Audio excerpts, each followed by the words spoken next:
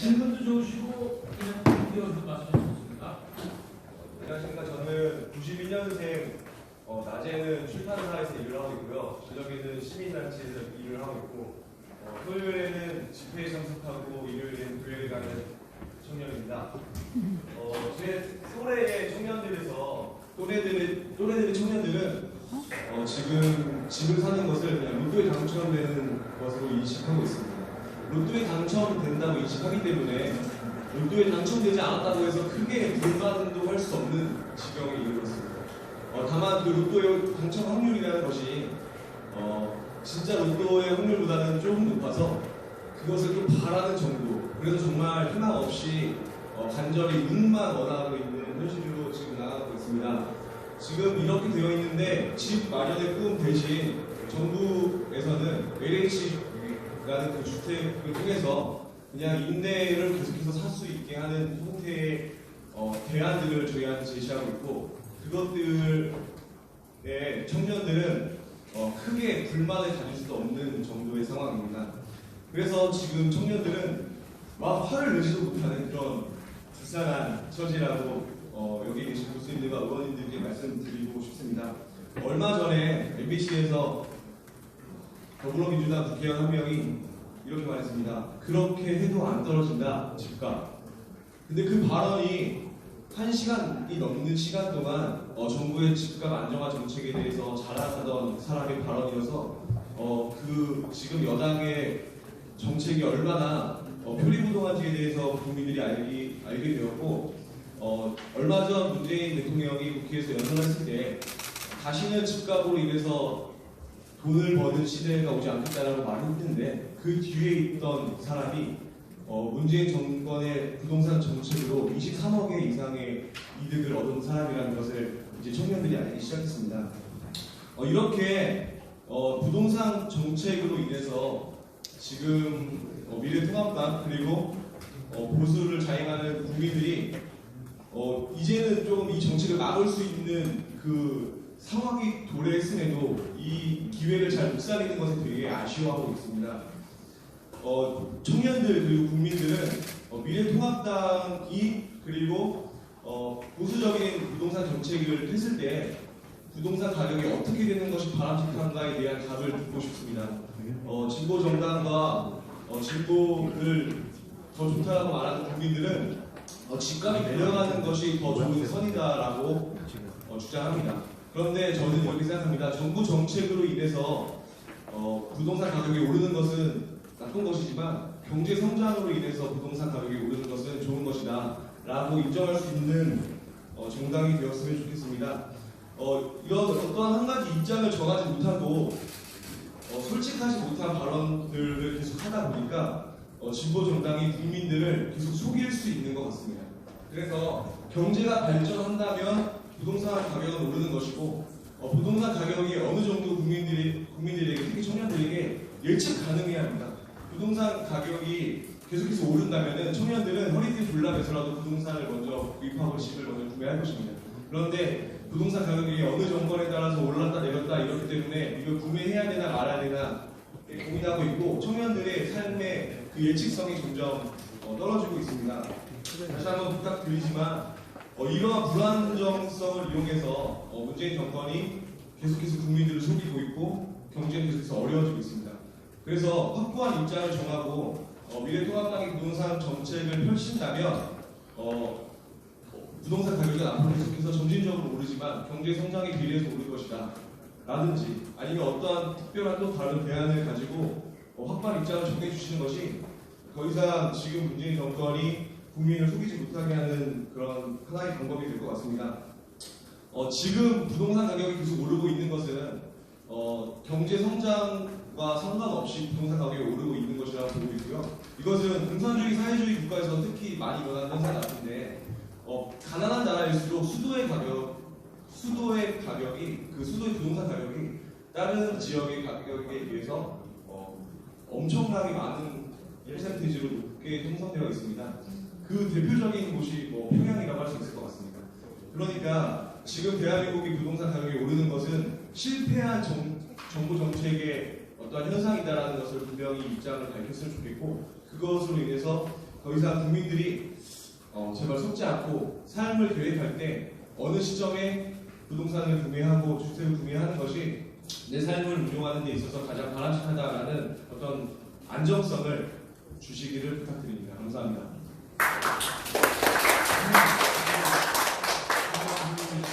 정확히 잘 현실을 지적을 해주신 것 같습니다.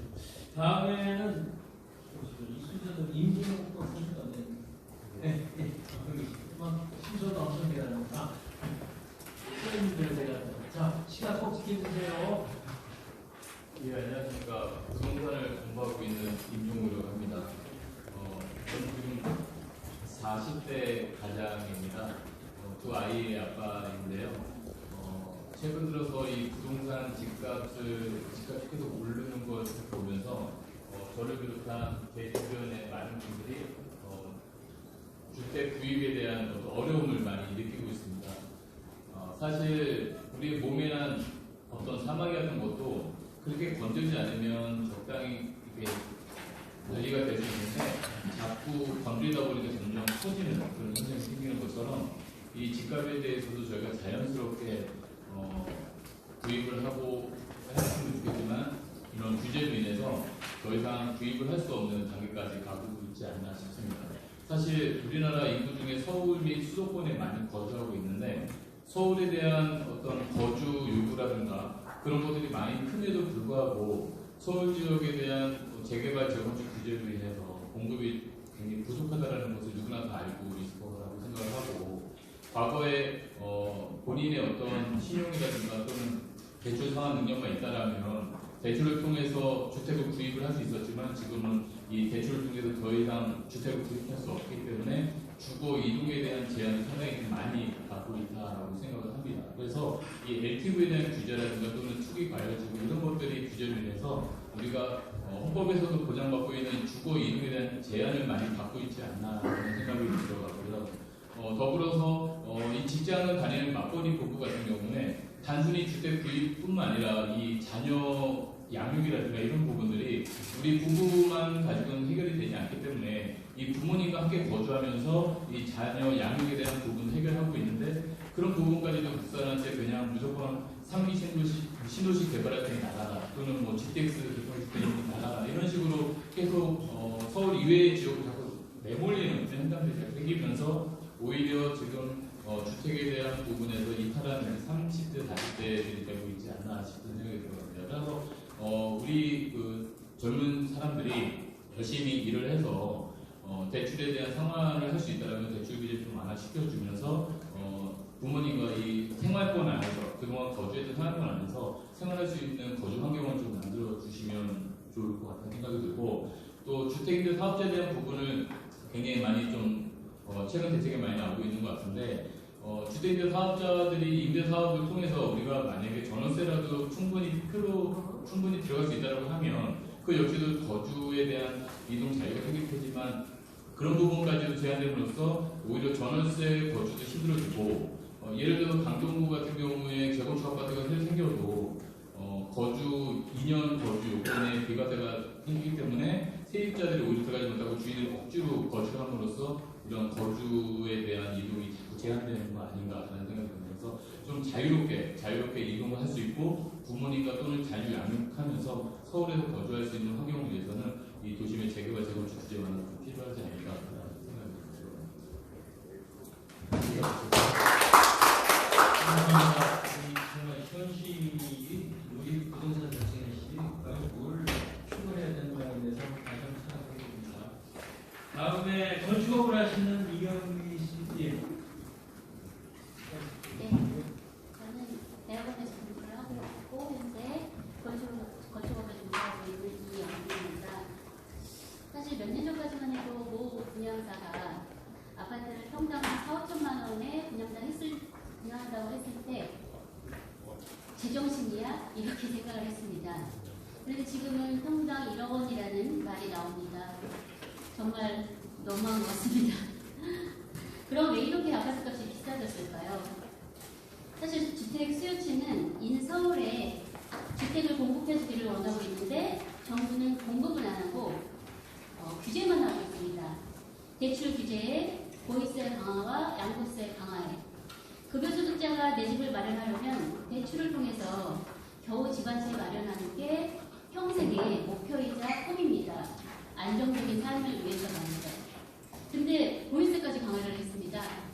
일정한 급여를 받는 셀러리맨들이 그 높은 보유세를 감당할 수 있을지, 또한 다주택자가 집을 팔 수 있도록 양도소득세를 낮춰주는 게 맞는 게 아닌가 여쭙고 싶습니다. 저는 사실 수도권에서 조그만 건축업을 하고 있습니다. 현재 분양을 하고 있는 중이고요. 근데 이미 분양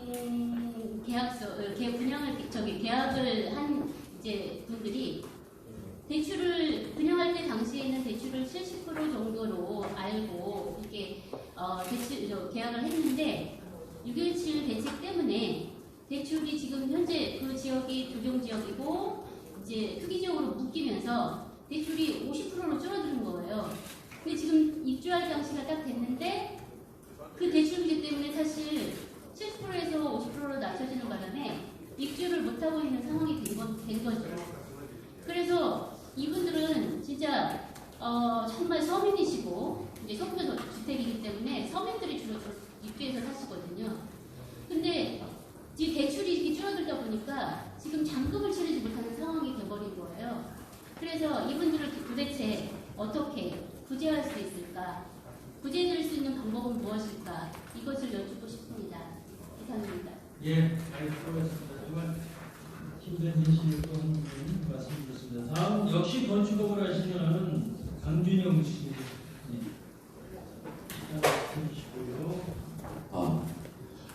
저도 짧게 하겠습니다. 이번 정부는 과거 박근혜 정부 때 했던 정책은 그것이 현재 옳은 정책이라 해도 무조건 반대만 합니다. 제 짧은 지식으로 봤을 때 박근혜 정부 때는 최경환 부총리님께서 경제를 살린다고 금리를 많이 인하하고 아파트나 주택을 많이 지었던 걸로 알고 있습니다. 제가 다니는 회사가 건축 안전 구조 기술사 사무소라 그때는 좀 경기가 많이 건축 경기가 많이 좋았습니다. 사실 근데 나라 전체로 봤을 때는 거기에 들어간 그 돈이 산업에 투자하고 새로운 먹거리를 만드는 데 쓰이던가 아니면 뭐 김포나 일산, 용인, 의정부, 남양주 같은데 이제 GTX를 좀 더 빨리 설치해서 교통을 좋게 했으면 하는 사실 아쉬움도 없지 않아 있습니다. 왜냐하면 젊은 사람들은 일자리가 매우 중요한데 각 지방에 새로운 일자리를 만들던가 아니면 설령 서울에 일자리가 집중되더라도 이 교통을 좋게 해서 한 30분에서 40분 내로만 올 수 있게 한다면 그 많은 인구, 30, 40대 인구가 주변의 인구를 이제 분산시킬 수 있는 효과를 이제 주기 때문입니다. 사실 그때 많은 돈이 건설 아파트로 들어가고 금리도 인하했지만 그만큼 또 이제 많이 지었기 때문에 수요와 공급의 법칙에 따라 아파트 상승폭은 사실 그렇게 크지는 않았습니다. 하지만 이번 정부는 문재인 대통령 아니 이제 변호사라고 부르고 싶은데요. 이분은 이제 부동산을 많이 지으면서 경기를 억지로 올리지 않겠다는 말 때문에 금리를 인하하면서 새로운 건물이나 이제 재건축 아파트를 많이 절대 짓지 않고 특히 재건축을 아주 씨를 말리고 있습니다. 제가 봤을 때 코로나로 인해서 경기가 워낙 안 좋기 때문에 금리는 최대한 인하할 수밖에 없습니다. 워낙 경기가 안 좋으니까 어쩔 수 없는데 하지만 금리를 인하한다면 당연히 주택 건물도 많이 지어야 가격이 그나마 저는 안정이 된다고 보는데 하지만 그들은 정말 말도 안 되는 어떤 고집과 아집이 있는지 금리를 인하하고 아파트나 이런 것을 많이 짓는 것은 과거 이제 박근혜 정부 때 정책이라 간주해서 그런가 절대 채택을 하지 않습니다. 대신에 무조건 규제로 가는 방법을 지금 쓰고 있는데요.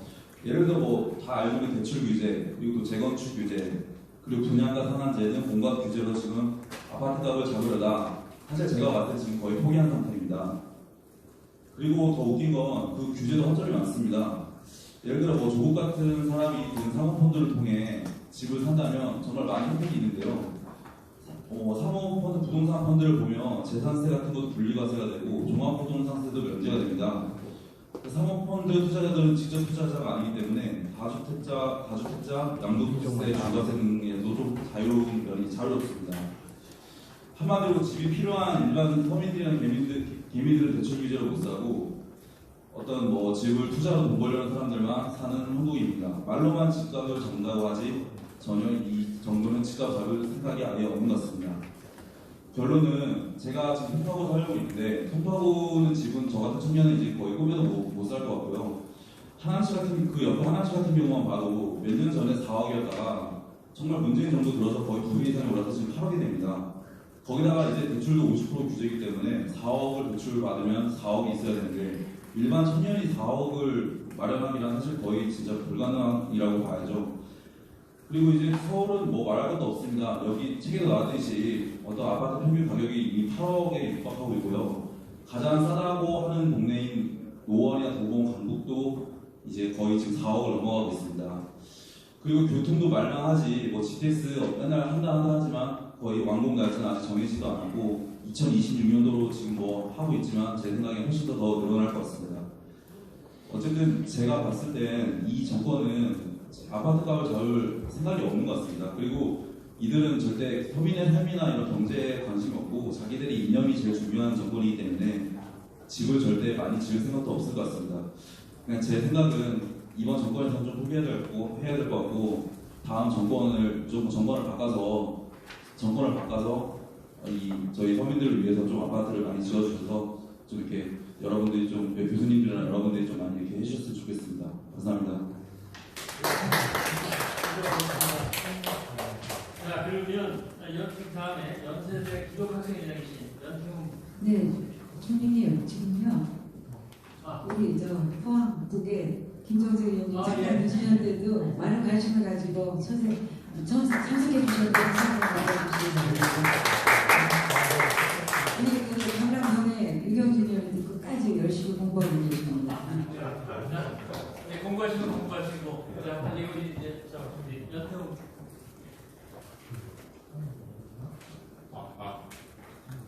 네, 안녕하세요. 저는 27살이고요. 네, 연희동에서 LH 전세임대주택으로 4년째 일을 하고 있습니다. 군대 복학 이후부터 지내고 있고요. 6천만 원짜리 전세를 지원을 받아서 월에 한 15만 원 정도로 지내고 있고 덕분에 굉장히 많은 절약을 할 수 있게 되었습니다. 현재 소개해 주신 것처럼 연세대 임대에서 교육학생 회장으로 섬기고 있고 자유민주 시민연대 청년위원으로 활동하고 있는데요. 이제 이렇게 탁월하신 학자분들과 기자님들과 의원님들 앞에서 이런 부동산 관련해 제가 말씀드리는 게 참 송구스럽긴 하지만 오늘 관련해서 훌로 경험적인 측면에서 고민이 되었던 것들을 말씀드리고자 합니다. 현재 이제 서울시 제가 다니고 있는 연세대 인근 신촌을 기준으로 한다면 월세가 보통 5에서 60만 원 정도 소요가 되고 만약에 20살에 학교에 들어와서 취업을 하기까지 약 30살까지 거주하게 된다면 대략 6천만 원 정도를 월세로 소모하게 됩니다. 저는 굉장히 국가에 감사하는 마음으로 이렇게 좋은 제도를 알게 되어서 거주하고 있지만 주변에 많은 친구들이 보면 월세로 굉장히 많은 비용을 소모하게 되어지는데 이러한 제도들이 특히 사회 초년생 그리고 10대에서 다 20대로 올라오는 상경하는 대학생들에게 지원과 제도적 보완들이 주어진다면 학교에 입학하자마자 어떻게 보면 빚을 지게 되는 6천만 원이라는 빚을 자연스럽게 지게 되고 거기에 더불어서 등록금 관련된 문제가 붙여지게 된다면 굉장한 경제적 부담을 안고 사회생활을 시작하기도 이전에 학업을 시작해야 되는 상황인 것이 안타까웠습니다. 제가 아는 얘기가 하나 있는데요. 유대 사회에서는 이제 돌잔치 때 기부를 하면 그 돈을 또 저금을 해서 20대 성인식을 할 때에는 집 한 채 정도 살 수 있도록 모금을 한다고 해요. 저도 그렇게 했으면 얼마나 좋았을까라는 생각이 많이 드는데 이제 저는 아직 30대가 되지 않았지만 제가 들었던 고민과 아이디어는 30, 40 세대 때 집을 살 수 있도록 그 이전에 10, 20 때부터 투자를 할 수 있으면 좋겠다. 뛰어난 학자님들 앞에서 이런 말씀을 드리는 게 참 이렇게 해도 되는지 모르겠지만 1020 시대 때 금리가 높고 저축을 할 수 있게 된다면 10살부터 예를 들어서 뭐 20만 원, 10만 원씩만 저축을 해도 그것이 연이율 5%만 되어진다면 중학교, 고등학교 3년 동안, 아니 6년 동안 해도 720만 원에 나머지 10년 동안 이제 월세 값이 이제 나라에서 제도적으로 지원이 된다면 거의 1억 정도를 저축을 하고 나갈 수 있는 상황이 되지 않을까 생각이 들었습니다. 저희 현재 대학 근처 인근의 기숙사 문제 더불어서 또 전세, 월세 주택이 굉장히 공급이 어려운 그런 상황이 있는데 그런 것들이 많은 권위자분들께서 애써주신다면 정말 감사드리겠고 또 옆에 강준영 선생님께서 말씀해 주셨던 것 같이 저는 재수를 했었는데 재수를 할 때 서울에서 경기도까지 아마 꼭 3시간씩 성악을 배우러 다녔었어요. 근데 지금 생각하면 굉장히 아까운 시간이었죠. 3시간이라면 연습을 해도 노래를 좀 3시간 동안 부를 수 있는 시간이었고 말씀을 들으면서 수도권 교통만 정말 해결이 된다면 어떻게 보면 공급을 늘리고 서울시 내에 있는 새로운 공급을 늘리는 방법도 있지만 경기도권에서 서울로 오가는 교통만 해결되어지고 교통체증이 해결되어진다면 그 시간에 국가적 시간과 인재 낭비를 하는 것들을 절약을 해서 노동 효율도 높여지고 굉장히 많은 창의적 발전적 일들이 있어지지 않을까. SOC와 VTS 같은 것들에 대한 투자가 또 앞으로 미래산업과 또 교통산업에 대한 사회당국자본에 대한 투자가 또 국가적 측면에서도 굉장히 장기적으로 봤을 때 예전 경부고속도로 건설한 것처럼 좋은 의견이 되지 않을까 생각이 들어서 관련해서 저의 아이디어를 살짝 말씀드리고 이 말씀을 드리겠습니다. 네, 수고하셨어요. 감사합니다. 자, 이제 마지막으로 우리 직장인이신데 최종구 씨 대출 과정 먼저 말씀. 시간을 지켜주세요. 네, 안녕하십니까. 저는 자유경제원과 한국자유총연맹에서 근무를 하다가 최근에는 대중을 좀 계몽을 하고 싶다라고 해서 이나이트 스쿨이라고 하는 사업체를 시작하게 된 33살 최종구라고 합니다. 지금 부동산 문제는 소유라고 하는 인간의 본성과 소유를 죄악시 여기는 인간의 반본성 간의 싸움인 것 같습니다. 그 소유를 죄악시 여기는 것은 현 정부에서 지금 추구하고 있는 사회주의적 정책의 본질일 텐데요. 거기에서 지금 정당 차원에서는 지금 단순 부동산 값을 내려주겠다라는 것에 포커싱이 지금 맞춰져서 몇몇 의원님들께서 말씀을 해주시는 것 같은데 그럼 지금 소유하고 있는 사람들에게는 적대시적인 정책이잖아요.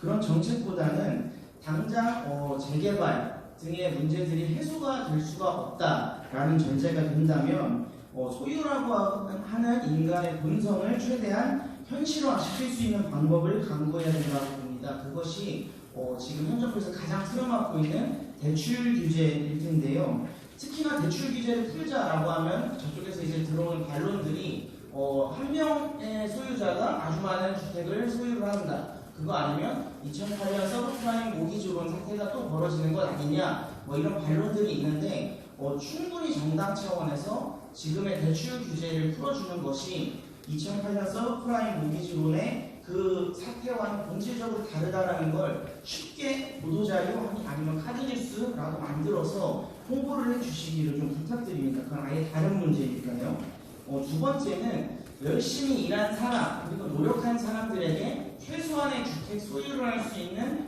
기회라도 부여를 해야 된다라고 봅니다. 지금 주택 청약 아니면 생애 첫 주택 특별 공급과 같은 그냥 내가 내 집을 살 수 있는 그런 정책들이 중견기업 정도만 다녀도 그 정도 소득 수준만 있어도 신청할 수 있는 기회가 박탈이 되거든요. 그거 자체가 근로이주를 꺾고 국가의 생산성을 낮출 수 있는 한 여지일 겁니다. 요약하자면 대출 규제가 풀려야 된다. 대출 규제를 풀릴 수 있도록 논의를 만들고 정당 차원에서도 열심히 싸워주셔야 된다.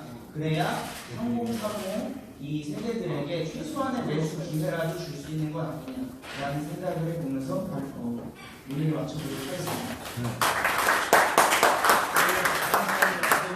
철학적인 이야기로 오늘 이제 역시 젊은 분들의 이야기가 굉장히 마음에 와닿는 게 있습니다. 현실적인 것도 새로운 아이디어인데 자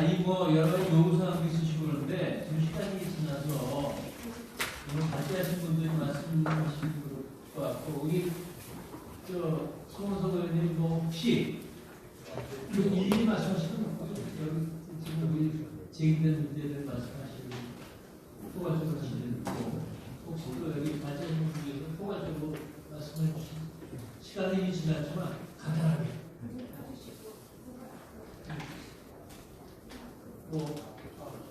그래요? 네. 네.